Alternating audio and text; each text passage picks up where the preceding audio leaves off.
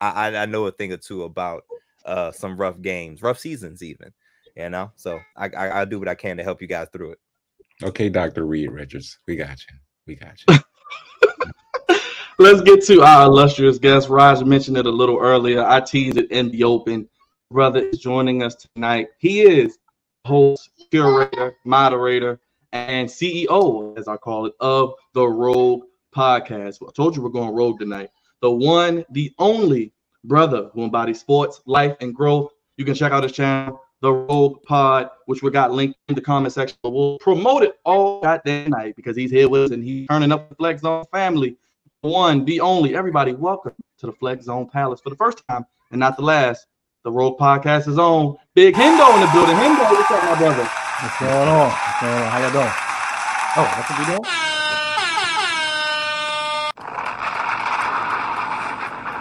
Appreciate you guys for having me. Of course.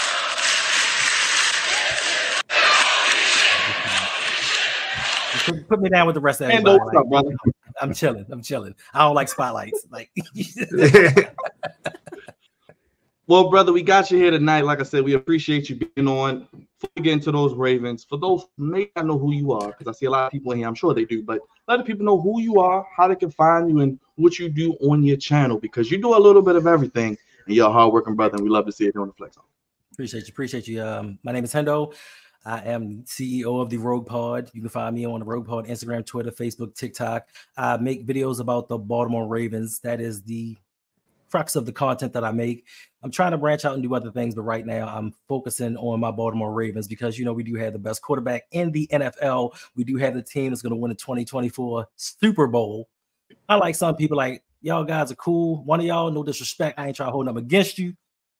I got a kid older than the last time y'all won a Super Bowl, so I'm gonna leave it there. I'm gonna leave it right there. This guy right here? This guy? Yeah, that one. I was born around the last time we won a Super Bowl. Oh, man. We appreciate it. Hendo, let the people know kind of how you got started, because I know people may not know this content creation game, and we talked a little bit before we went live on Soundcheck about how you got started and how you came up with your name and just kind of what inspired you to be where you are today as one of the pioneers, I call it, in the Ravens community. Whoo! All right. So it started around, I guess, right after the pandemic, because I wasn't really affected work-wise. I used to work for a cable company, and for some reason they still had us going to people's houses. But after things kind of ramped up, we started doing less work, and I started getting a lot less in the TV. So I started going on YouTube, watching videos here. I used to watch you guys. Don't get it twisted. I used to watch Engraven. I used to watch Purple Rain podcast. I saw Coach Evans before he did his show. He was on another channel. And I thought to myself that this is possibly something that I could do. But then it was always in the back of my mind that nobody want to hear what I want to say. Nobody, you know, my opinion is not important. I think a little bit differently than other people. Hence the name Rogue, because I have rogue thoughts from time to time.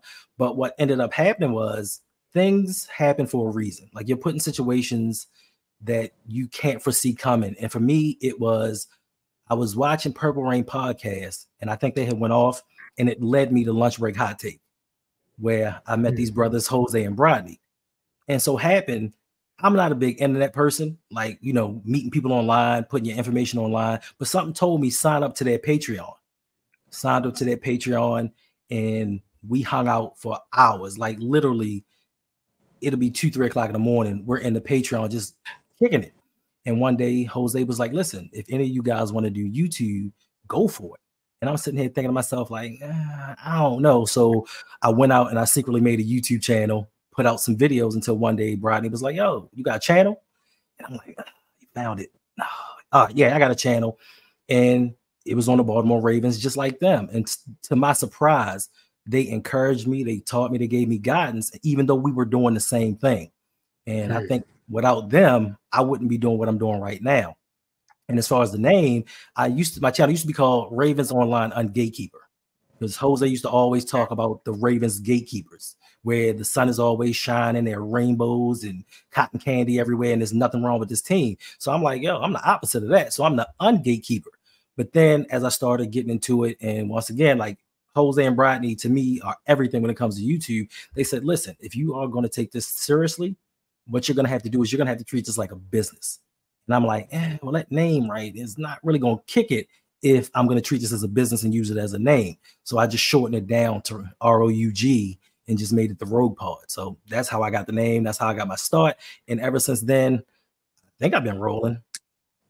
I guess I have. And for me, like the biggest thing for me is when I start doing something, I have a little bit of OCD. So I ingratiate myself to anything that I'm doing. So I sleep 2-3 hours a day.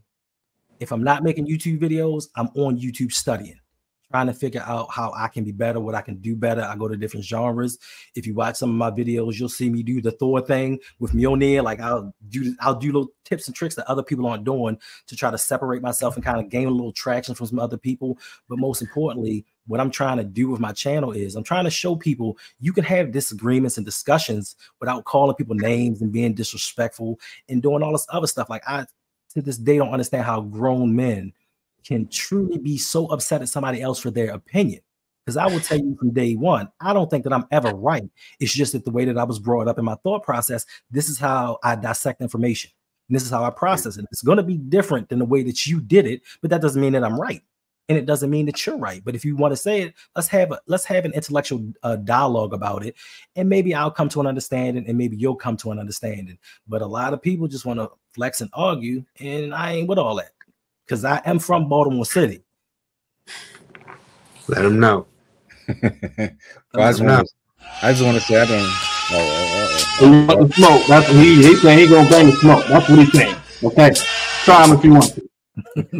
Go ahead, Raj. I know the fellas got a lot to ask you. We got to get into these Ravens, but love hearing the backstory. Go ahead, Raj. I just want to say I've been watching you too, Hendo. I've been watching you. Your videos are very, very good, man. Very good. I love some of your videos, man. They're very inspiring. So I just want to say continue to keep reaching and keep doing your thing, man. For real, seriously. Appreciate it. But how you feeling about these Ravens right now, man? This is my first question. How you feeling about these Ravens right now? I know we just lost to the Cleveland Browns over the weekend. We had some more injuries, you know what I'm saying? But where are you at with them at this point in the season? Right now, I'm numb. I was a little upset yesterday at the loss, but it was something that I kind of expected. You kind of expect it. Backup quarterback coming in, a stout defensive line. Jameis Winston, I've known him since Florida State because I'm a big Florida State fan. And I know that he can get it done, but I also know that he is going to give the ball away, or at least try to give the ball away from time to time. The biggest problem, the biggest issue that I had for me is I looked at yesterday's game kind of like a playoff atmosphere game, because the Cleveland Browns defensive line is going to be one of the defenses that we might possibly face in the playoffs, outside of the teams that we played through the first 6 weeks.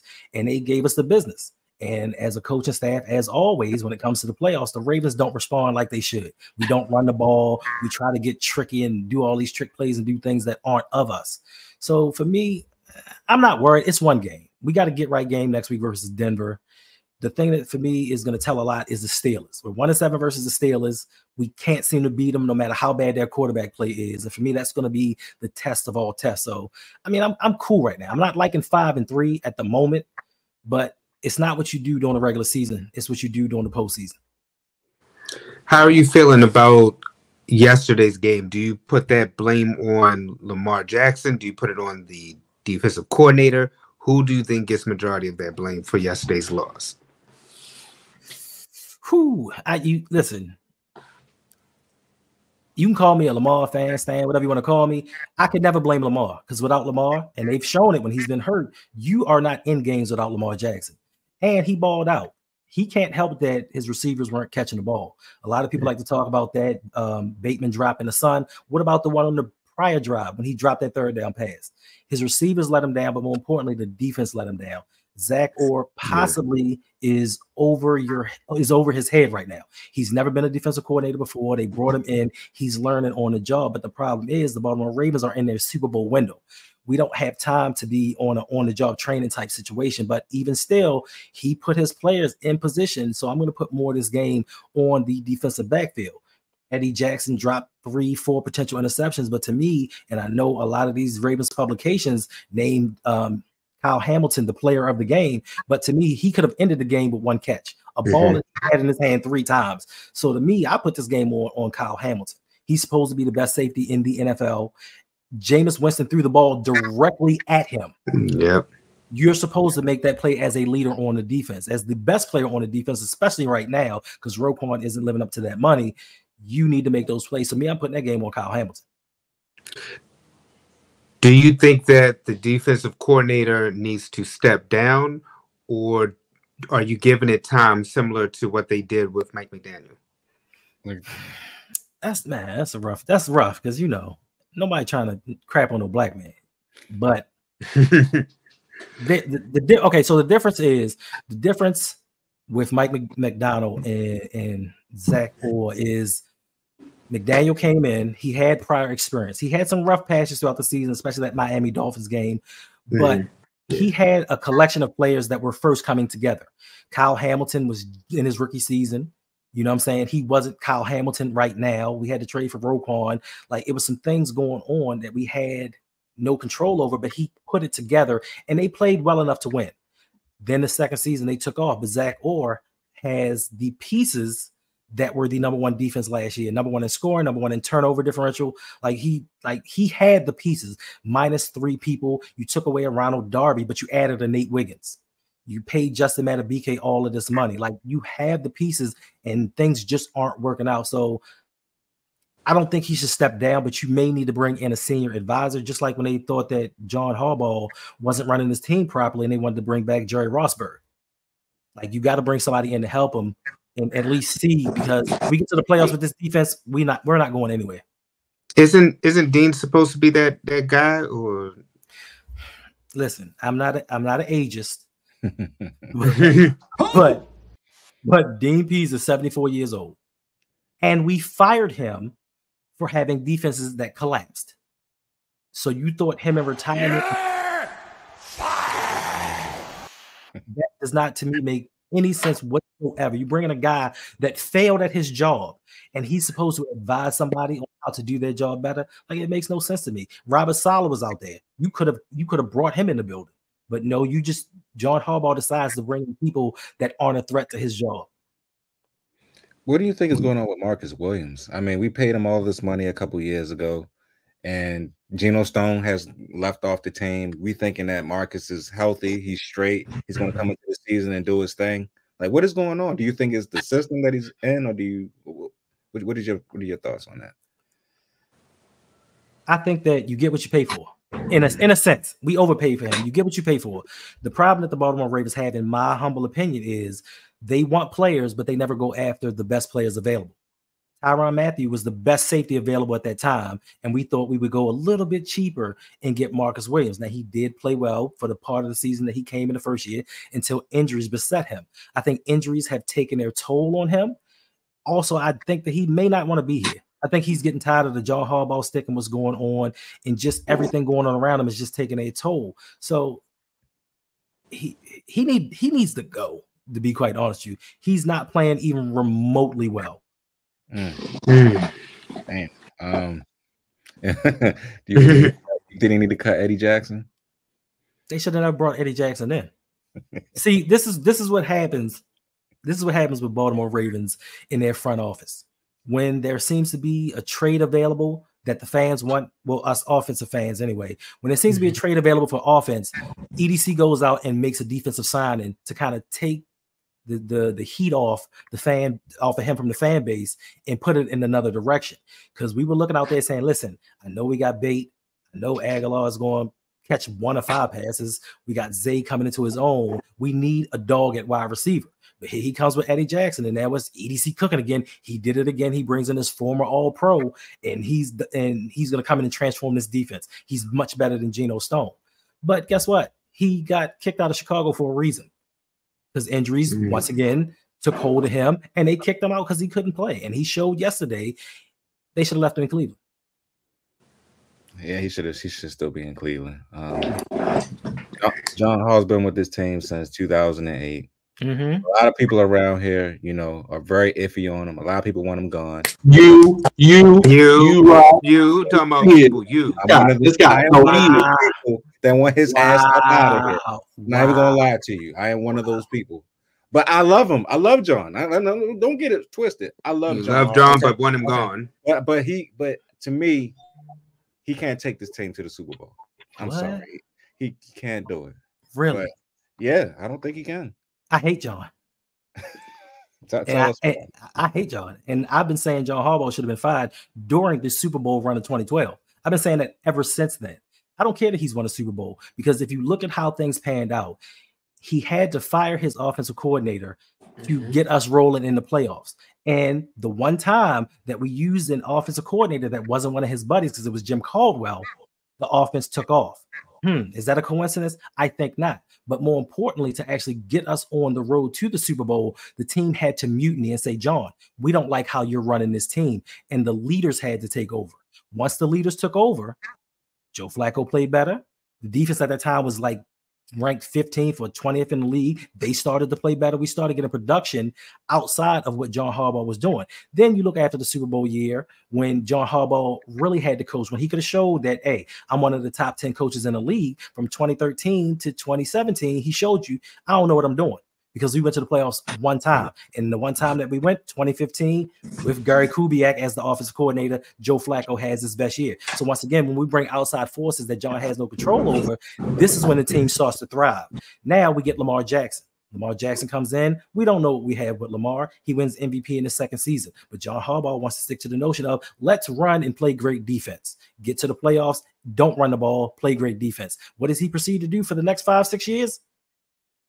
Play great defense and not run football and not get anything for Lamar Jackson. And a lot of people have hate on EDC, which I do as well, but John Harbaugh plays his part in this role.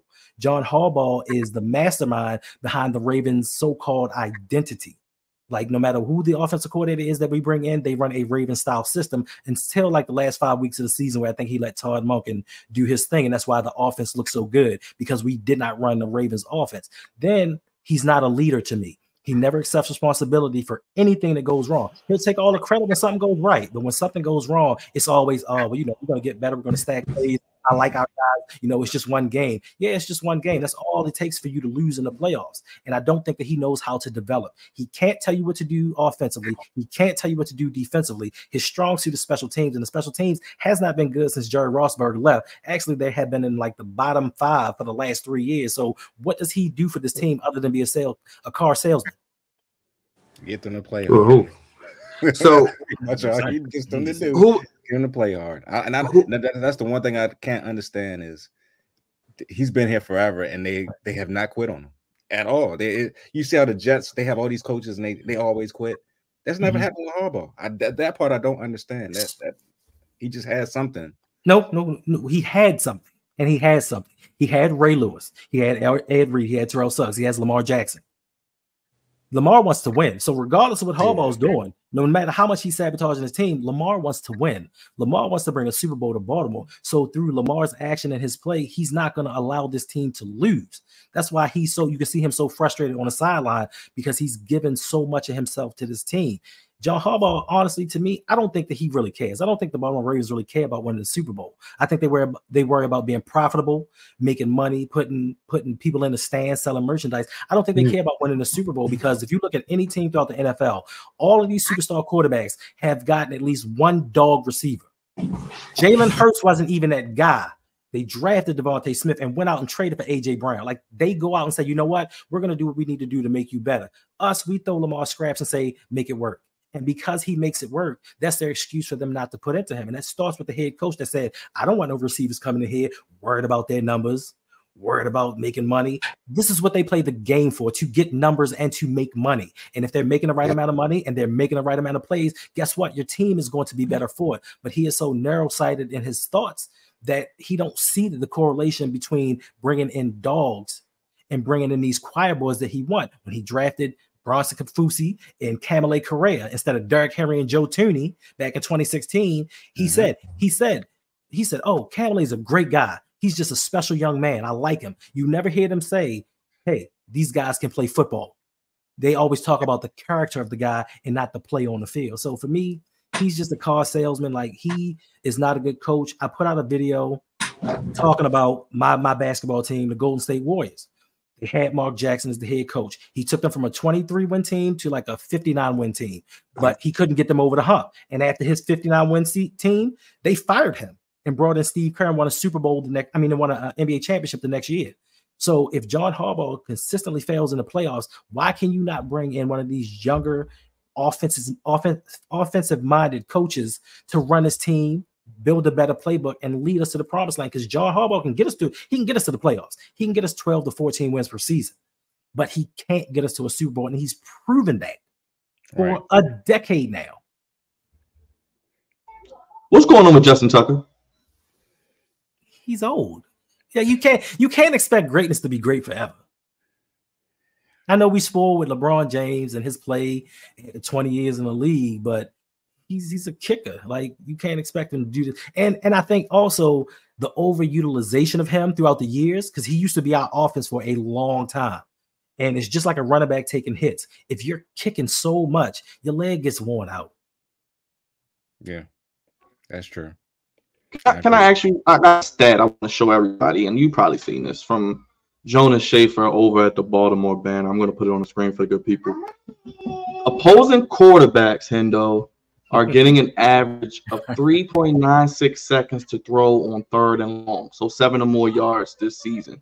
That's the worst mark in the past decade, and a half second slower than the runner-up at 3.52 seconds. I know people in the chat, I hear you, they're talking about the trade deadline. We've seen what the Chiefs have done the past couple of weeks, getting D-Hop, getting Uche from the Patriots. Amari Cooper goes to the Bills. What do you think about these numbers with this pass rush, and what are they going to do? You really got a week until the trade deadline? Yeah, I mean, I think it's abysmal personally, because like Lunch Break Hot Take always says, defunded defense. We have allocated so many draft picks. We have allocated so many free agents to this defense. We got 2 third-rounders on the defensive line, first rounder and third rounder linebacker, 2 first rounders, third rounder at cornerback, a first rounder, and a third rounder at safety. Like, all of these assets, we should be doing a lot better. And the trade deadline, for me personally, I don't think that one player is going to fix this defense. Unless like a Max Crosby, Myles Garrett type individual, I don't think one player is going to help this defense, because it's a lot of issues going on, and it may be the continuity, the cohesiveness of the team. Something may be going on in the locker room, because they don't look right at all. And given quarterbacks that much time, and also you got to look at the fact that EDC has done a horrible job drafting. Since 2019, he has had the most draft picks by any GM by far. And he has had the most misses. Everybody wants to talk about his hits, but let's talk about the misses. Why are we in an era of where we have Lamar Jackson as our quarterback when we clearly have a Super Bowl window open? This man can lead us to a Super Bowl. Are you going out here spending projects on an Odafe Owe? You're drafting an injured David Ajabo. Like, why? I hate to say it, Patrick Queen ended up being decent for us. T. Higgins was out there. Like, it's so many people that the Ravens could have put on his team to help Lamar and his offense out, but we want to stick to that old antiquated notion of defense wins championships. And when people keep telling me that to this day, when they say defense wins championships, 2 of the greatest defenses of all time, in my opinion, were the 2004 and 2006 Baltimore Ravens. Did they win a championship? No. Why did they not win a championship? Because they had no offense, even back then. And we're still stuck in the same situation where we keep pouring into this defense. At the trade deadline, people are talking about, yo, we need to get a defender. We need to trade for a defender. How much are you going to put into this defense before you say enough is enough? Because I don't care how great your defense is. It's about outscoring your opponents. And the best offenses in this league are going to win championships. Now, if you can have a great defense and a great offense, kudos. But if not, you build and pour into your best player. And by far, Lamar Jackson is the best player on this team, but yet and still you keep giving to a defense that's not getting any better. Yesterday's loss, do you put that more, well, you already said earlier about Lamar, and you talked about the defense, but do you feel like yesterday's game was a continuation of what may come again in the playoffs? Because a lot of people say that it's supposed to be the Chiefs and the Ravens again, but the problem is they don't trust Baltimore's defense more so than Lamar trying to carry the load of the offense. It all depends on coaching. Honestly, it all depends on the coaching and how they lead this team, because we saw yesterday, you for 5 weeks, weeks 3 through 7, 6, whatever it was, you went there, you ran the ball with Derrick Henry. It was some games Derrick Henry didn't get going until the 4th quarter, but he got going. He had that big run. Yesterday, we want to get cute. First drive, I knew we were going to lose on that first drive when it was 4th and 2 or 4th and goal. And we put Derrick Henry in the Wildcat. And I understand why the Ravens did it, because Derrick Henry has beaten the Ravens on that play so many times. They said, all right, now it's time to give it to somebody else. But unfortunately, other teams disguise it a little bit better. You take Lamar Jackson off the field, who are they going to key on? They're going to key on Derrick Henry. They knew what was coming. You put Charlie Kolar, you put Mark Andrews in. Why are they under center? Take your 250-pound back that runs a 4.5 40 and just ram him in there. If you don't get it, you don't get it, but you send a message. The coaches are trying to be cute, and the one issue I've always had with them is they want to prove that they are smarter than everybody else. They want to show them, listen, I know we play this way, but watch me outsmart him. Watch me outcoach this guy this game. And unfortunately, we got outcoached. Do you think that this team can win a Super Bowl with John Harbaugh at the helm? Yes, we can win a Super Bowl in spite of John Harbaugh because of Lamar Jackson, because of how he elevates his game each and every year. Look at his wide receivers, and I'm not taking anything away from Bateman, and I'm not taking anything away from Zay, because I love Zay, and I wanted the Ravens to draft Bateman when they drafted him, but he doesn't, to me, have a wide receiver that, hey, we get in 3rd and long situation, the Super Bowl on the line, I can throw it up to him like Joe Flacco did to Anquan Bolden on that 3rd down. Like, I'm going to throw the ball up, either he going to come down with it or nobody's coming down with it. We don't have that guy. It was a pass in the end zone to Zay, dropped it. And Zay has a lot of drops. And to me, I love Zay, but he drops more than Hollywood did. But Hollywood gets a lot more flack for some reason. I don't know why. Because they would claim that he was not a Raven because he would be a little bit soft because he would go out of bounds, so he would just drop down when he got the ball. But I like Zay too. I think Zay is a dog. But yeah, he does drop the ball a lot. And you know, Bateman, even though he had that tremendously terrible drop yesterday because the ball hit him in his head, I feel that I like Bateman. I do. I like him, but it's just times where it's like when he gets going, it's like Lamar gets him the ball, boom, he hits him. Like the first drive of the game, he hits him for 28 yards, and then he doesn't go to him at all again until I think the 2nd or 3rd quarter. It's like so inconsistent with his, him throwing the football. So I don't know, man. I think Lamar needs to build more chemistry with both of his wide receivers. I mean, how? I go to Florida every year to work out with my wide receivers. Bateman is the only dude that never shows up. Never. He's never shown up. Even after this year at the training camp. I thought he showed up the 2nd year, though. I thought he did come. He didn't? I don't think so. He said at the training. He said at the training camp this year he was going down there. Didn't show up. You sure about? Well, not this year, of course, but I'm talking about after when he knew he was the number one after. He may have. Hollywood. I mean, they may have saw each other in. I think they may have saw each other in Arizona. I don't know about Florida. Each other. He's high five and kept it moving. He's like, "Hey, fellas, I'm out." I don't know, but it's a trust factor. You have to trust your guys to know if I throw you this ball, the ball is not going to bounce off your hand and give me one of the 2 interceptions I have on the season. That's true. How are you feeling about Mark Andrews? Do you feel that he's fully back, or do you still think that he's lacking in something? I think he's lacking in something. I mean, he looks a little better, but I think that hip drop tackle took away some of his speed. I think it's been a culmination of things. I think Mark Andrews is decent. I'm not a fan.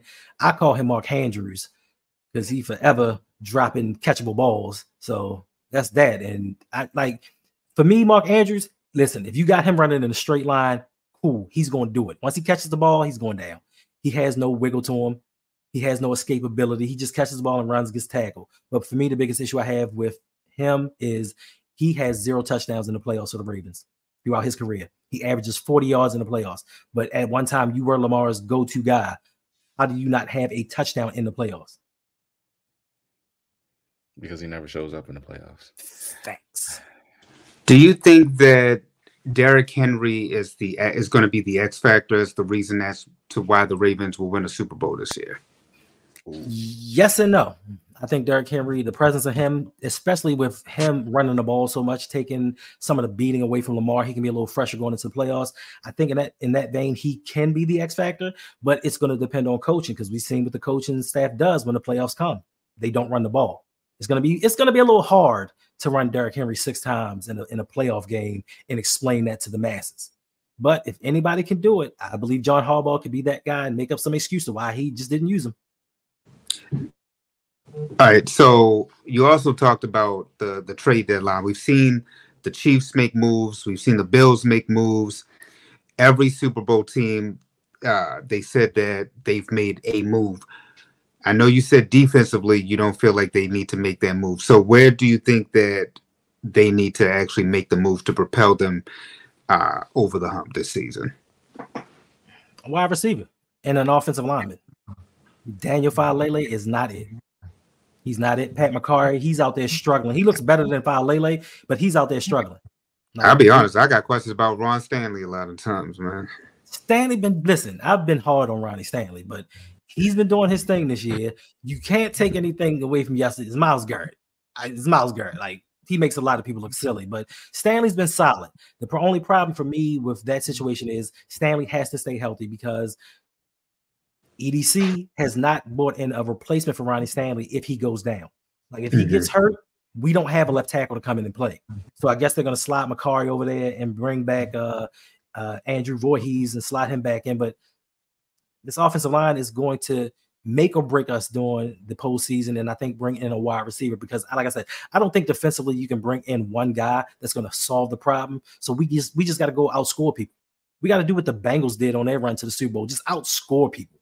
Because defensively, they wasn't stopping nobody. Yeah.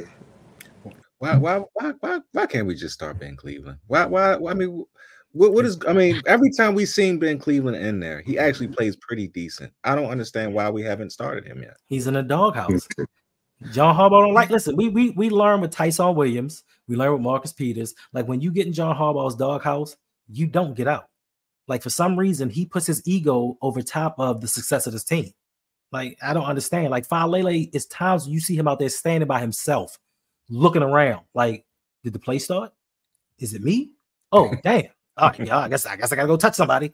You know what I'm saying? So it's plenty of times too. Plenty of times. So I think Ben Cleveland, you should at least put him in and see what happens. See if he plays any better. But the word is John Harbaugh doesn't like the way that he practices. He don't think that he takes practice serious enough. Like, who cares? If you can play on Sunday, that's all that really matters. The focal point of this team should be protecting Lamar Jackson.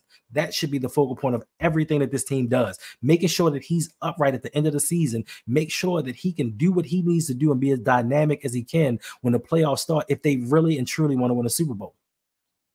Why is it for 15 weeks I think I know the identity of the Ravens, and then January comes and everything stops? Is this John Harbaugh out coaching himself or trying to outdo himself?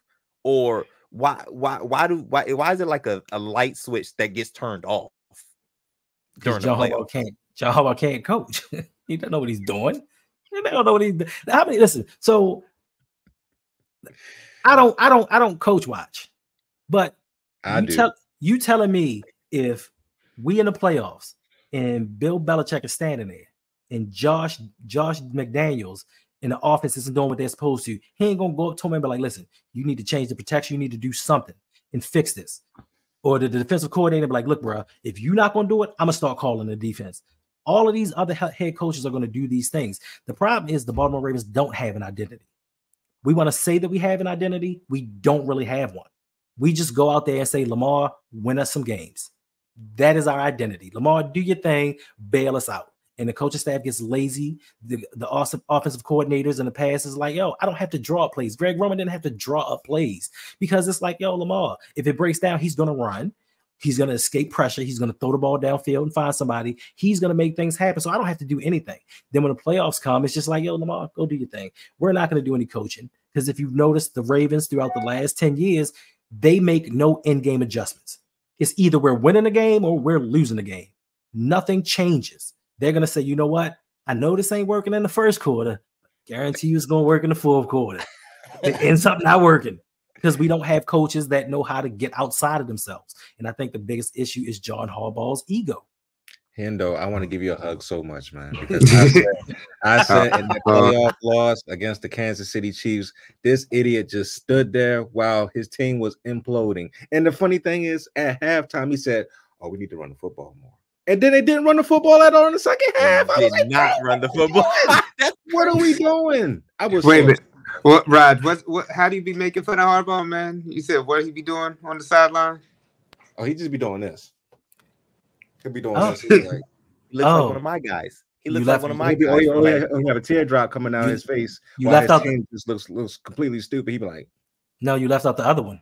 You left out the Dave Chappelle one.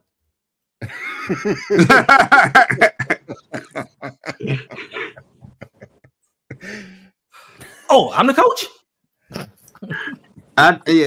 Like yesterday's game, I just felt like it was one of those, like you said, Lamar, you put it on the back of Lamar Jackson.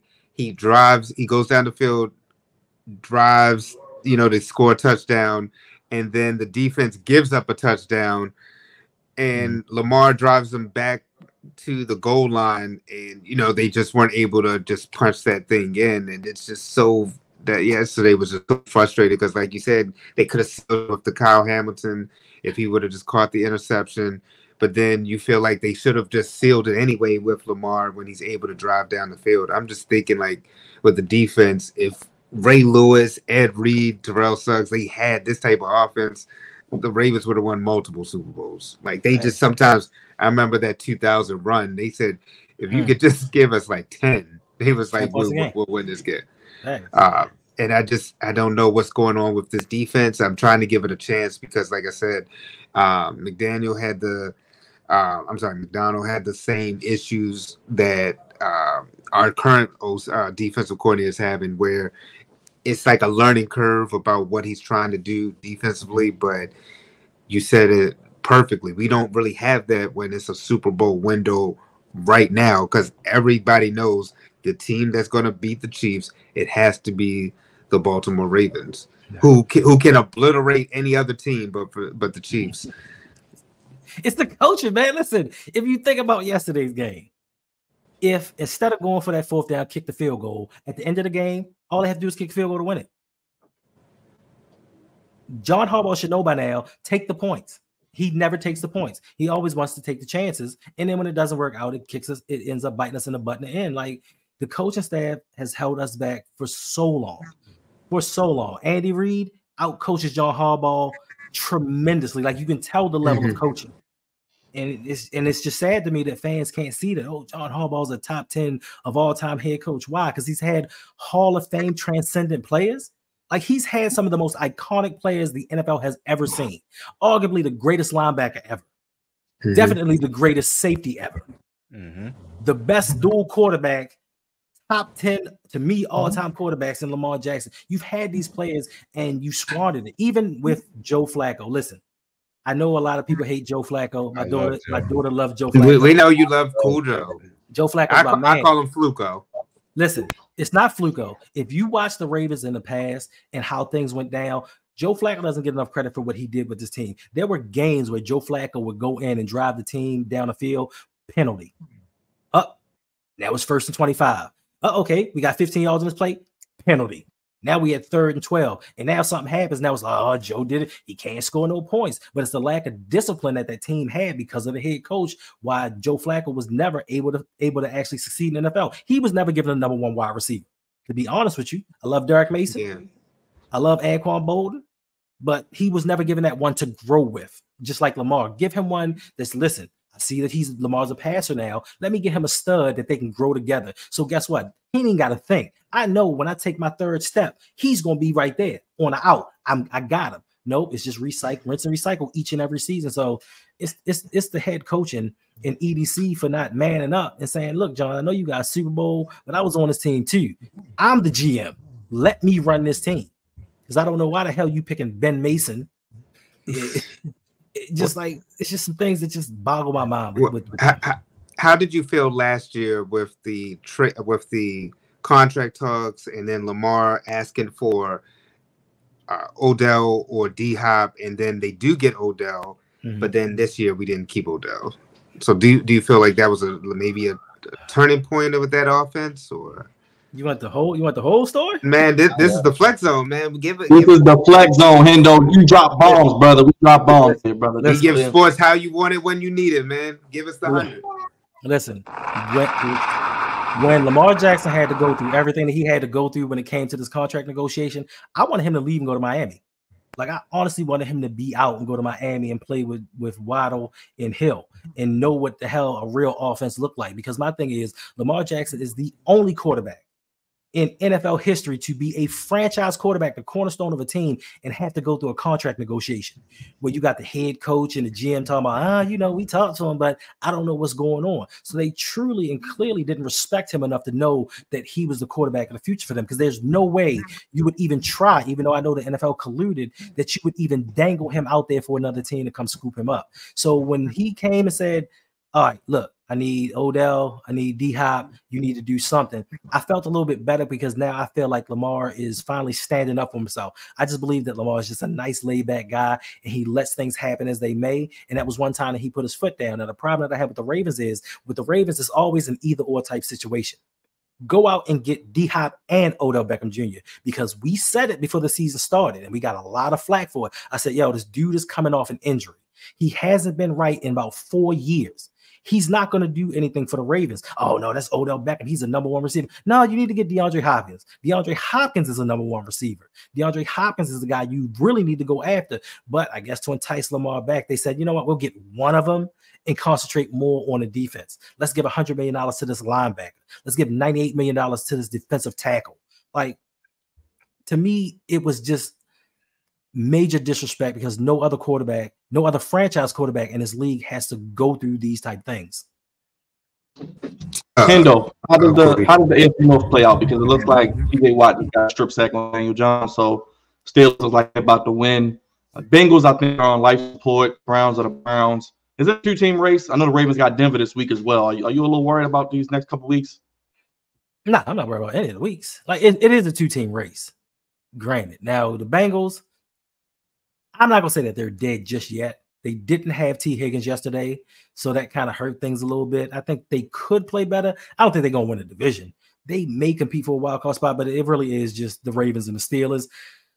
Steelers have one of the teams I'm not worried about, but they are one of the teams that can stop the pass and stop the run. And the way that Russell Wilson is playing, they look like they can score points, so they can make it a competition when they play the Ravens. It's just that, can the Ravens get outside of themselves? Because the problem under John Harbaugh is the Ravens play down to their competition. The Ravens, theoretically, outside of maybe the Kansas City game all season long, they are the better team, clearly. But yet and still, we get to the Gardner Minshew's, we get to the Jameis Winstons, and we lose these games. Pittsburgh's going to slip up. It's just, how badly are they going to slip up, and are we going to capitalize on it? Is this the year where Lamar breaks through and finally beats the Chiefs in the AFC Championship game or wherever in the playoffs? Mm-hmm. Mm-hmm. Listen, that's a tough one. Kansas City, the Chiefs are undefeated right now, right? Right. Patrick Mahomes is playing like Anthony Wright, and they still winning. Kansas City Chiefs are a whole different monster when it comes to the playoffs. Like, for some reason, they play around on the regular season and try different things, and then the playoffs come and it's like, nope, switch flipped. Let's turn it on. It'll be hard.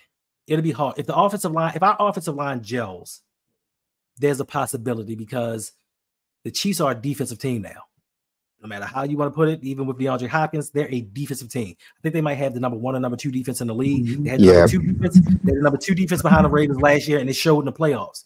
The thing for us is, we don't have to worry about stopping Kansas City. We need to worry about outscoring Kansas City. So if we can get the offensive line down and maybe bring in a piece or a wide receiver like a Christian Watson or somebody like that, a Cooper Kupp, that can come in and take some pressure off these young guys. We need an experienced wide receiver come playoff time. So if we can get the offense to outscore them, it's a possibility. It'll be a good game, because we almost beat them week 1, and we didn't even run Derrick Henry that much. So you think Cooper Kupp would really help this offense?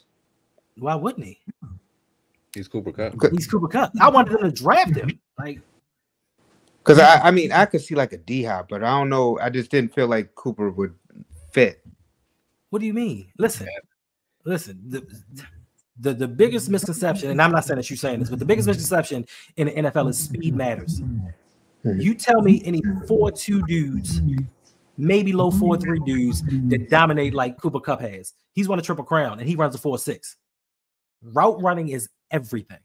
Speed means nothing unless you breaking away and trying to get a long touchdown. But route running is everything. And Cooper Kupp can run routes. He can get open. He can demand double teams. I love Zay. Zay ain't demanding a double team. Bateman, Aguilar, damn sure aren't demanding double teams. You put a Cooper Kupp out there, they're going to double him. They're going to shade a safety over to him. Like, so you're opening things up for everybody else. Christian Watson, he's a big, fast dude. I mean, there's some dudes out there that might be able to make some kind of noise for this team, but they have to do something because we don't have the experience at the wide receivers right now to possibly keep up with the playoff Kansas City Chiefs. Who's going to stop Chris Jones? Because Chris Jones always seems to get at us. Is either Chris Jones, TJ Watt, or Myles Garrett, or Crosby? I say it was it was Crosby, and they lost. Who's going to stop these guys? Nobody will stop, bro. You see Chris Jones playing with our defense. He just moving around like, who am I going to pick now? It's like the water boy. He literally threw Justice Hill out the way. Yeah. He said, "Get out!" But Justice Hill shouldn't be blocking him. I agree. He shouldn't be chipping him. He shouldn't be blocking him. Justice Hill got him. He got him last two. He got him, but listen, we're not going to stop them. We're not going to stop Chris Jones. We have to offensively. The coordinator has to scheme plays to know where his weaknesses are and scheme for him. We got to watch out for Bolton. We got to watch out for Kalafkis. Like, it's some other dudes on that defense that can ball out too. So we have to prepare for them. And like I said, we need to get a piece on the offensive line that can help protect Lamar for the playoffs. I am not about regular season glory. Don't tell me how well we look during the regular season, because when the postseason comes, it is a whole nother level. You talk about it early in baseball, like the postseason, like, yo, the stuff that you see during the regular season, it don't happen. You're playing the cream of the crop, and you have to be at your best. And you can't tell me when you're going up against Chris Jones and Kalafkis and Bolton and all of them dudes over there that Lele and Pat McCarry are going to get it done. And I like Rosengarten, but it's been a couple of times you threw him out the way too. He needs to get stronger. He does, but we shouldn't. But that's the problem with the Ravens. We rely too much on rookies. But we rely too much on rookies to come in and start for this team instead of learning. That's why we have 11. That's why we want to have 11 draft picks coming up. Because that's what we care about is cheap labor. Listen, I just came off a stream. We just did the Ravens Roundtable with Coach Evans. And shout out to Coach Evans. From 2021 to 2024, we just looked over the 3rd, 4th, and 5th round picks. So many wastes. Instead of trading a 5th rounder for Amari Cooper or a 4th rounder for Devontae Adams. Don't even get me started. Hendo, I got a couple quick hitters for you, brother. Before we get you out of here, I got a couple things because you mentioned you are a Warriors fan. And these brothers can tell you when they was on that dynasty, Team Lightskin, I was styling, profiling like Ric Flair. I was having a good time. Steph and Clay, you couldn't tell me nothing. They was beating their boy LeBron. They was shooting from 30. But I did a video, and I said they would not make the playoffs or the play-in this season. I saw Steph get hurt last night. I didn't like that. Ankle injury again. What is this team going to do, Hendo? I don't think they're a playoff team. I could be wrong. We'll have you back to talk about it in the spring, but are they going to be able to right the ship? The West is tough, brother. Yes, they're going to right the ship right to the playing game. They might not make the playoffs. They're going to make it to the playing game. I need stuff. I don't know, man. The Splash Brothers ain't there, so. I mean, listen, they're gonna have to trade Kuminga or something. They're gonna make a move or something. They look pretty good, but they haven't really played anybody. So we'll see. We'll see. I don't really get into the NBA to the playoffs anyway. So. Well, we always say the season goes up to Christmas. That's our philosophy. That's how we feel. Facts. Yeah, that's what we got. One more thing, then I'll let the fellas wrap up and we'll get a couple more things. But I always think long term, Hendo, much like yourself. There's a certain team in Colorado in the top 25. You mentioned you are a Florida State fan. Yes, and there's a coach on that sideline in Colorado that's got his team Here you go. getting them to double digits, possibly with the schedule, get 10 wins. And son, he's going to be a top 5 pick. I think he's the best quarterback coming on the draft. Travis Hunter's going to be a top 5 pick. They're going to be gone next year. There's a lot of teams, not just your Florida State Seminoles, a lot of top 20, top 25 teams that are going to need a coach after the season. They got a lot of money to throw at your boy Dion. I know he's a Florida State guy. Imagine him with the NIL dollars that they got down in the crazy state of Florida. Could you see this possibly happening in the near future the way that Deion is doing this season? Yes, that's Deion's end goal. His end goal is to get back to Florida State, bro. And Mike Norvell, he's just I don't know why he decided to get that former Clemson Oregon quarterback. Like, that dude is ass. DJ Ugungalale. I don't know. I don't watch college football now. Like, Mike Norvell has turned me off from college football, bro. But yes, Deion's ultimate goal is to get to Florida State. So yeah, with Shador gone, with Travis gone, like he's gonna be looking to get out of there. He did what he wanted to do. He built that program up. He's gonna get his son and maybe the second pick of the draft. What more does he need to prove in Colorado? Go back to the Sunshine State. Go where it's warm, where players want to go. Go to a program with tradition and national championship. I know Colorado has one, but go with one with a tradition. Man, legendary Bobby Bowden. Like, come on, bro. Why would you not want to go home? Jameis Winston. Can't forget about him. Yeah, that's my guy. He got us one. You know he was doing this. Mr. 30. That's what I'm talking about. I mean, last year they had a quarterback in Florida State, but he got hurt. Injuries prevented them from getting into the playoffs, unfortunately. Bruh, even if Travis stayed healthy, they wouldn't compete with them dudes. They wouldn't have lost as bad as they lost, but they weren't competing with them dudes. All right, Hendo, who plays in the Super Bowl in New Orleans? Got to get you on record. Of course, we'll have you back to talk about it. Who plays in the Super Bowl? You optimistic coming on? You said the Ravens are Super Bowl champs. They won it in New Orleans before, but we got to get your opinion 8 weeks in. Crazy enough already as we head towards November. All right, so I guess, history repeats itself.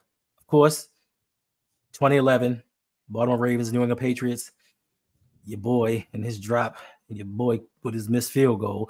Don't go to Super Bowl. Next season, we go to Super Bowl in New Orleans. Cool. Bet. Could have been back-to-back chance, but we got one. It is what it is. Last year, we went to the AFC Championship. We lost. This year, Super Bowls in New Orleans. 2012, we had the mutiny. Right now, we're going on with this saga with Marcus Williams. Could it be a mutiny? Could it be something else? The correlations are a little bit too much. So the Baltimore Ravens are going to the Super Bowl, and they are going to beat none other than the Detroit Lions. Yeah, they look like they're on another level over there in the NFC. They just look faster than everybody. Bruh, how they let them get Jahmyr Gibbs, bruh, I don't know. Yo, they Alabama fans up here. I told them that he's gonna be like that. But the crazy part is, everybody was like, "Ew, y'all taking a running back that high?" Yeah. Watch what we do. What? Bruh. Hey, he told you he was gonna be biting kneecaps. Bruh. Literally. Your boy Goff had 85 yards passing yesterday. And they had 50. 85 yards passing. And they put up 50 points. The score was 14-14. I said, ugh. Tennessee doors. Oh, no, they're not. Never mind. It's done. It's over. I got one last question. What do you think the NIL deals, the NIL in general has done? What effect has it had on college football?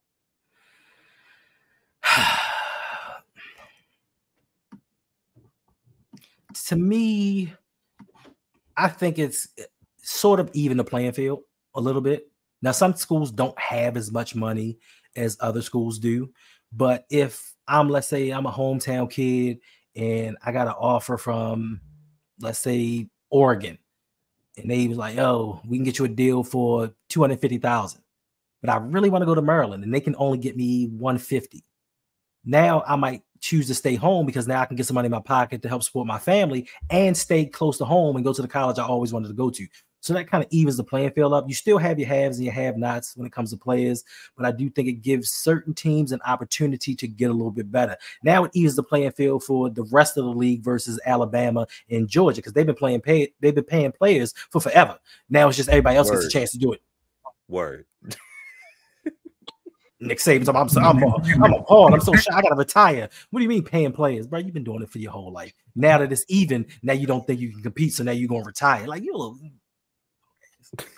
We call him Slick Saban around here. That's what it is. Yeah, Slick Saban. I ain't getting mad at him, man. Because I mean, you're seeing the schools with the money. Look at Texas right now. Mm-hmm.